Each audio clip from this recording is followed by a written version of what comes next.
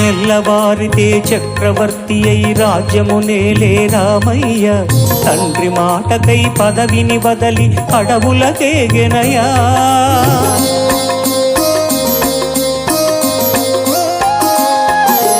మహిళ జనులను కావగ వచ్చిన మహావిష్ణు అవతారమయ.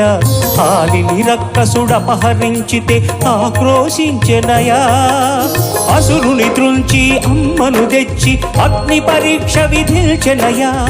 సాకలి నిందకు సత్యము చాటగ కులసతినే విడనాడెనయ. నా రాముని కష్టం లోకంలో ఎవరూ పడలేదయ్యా.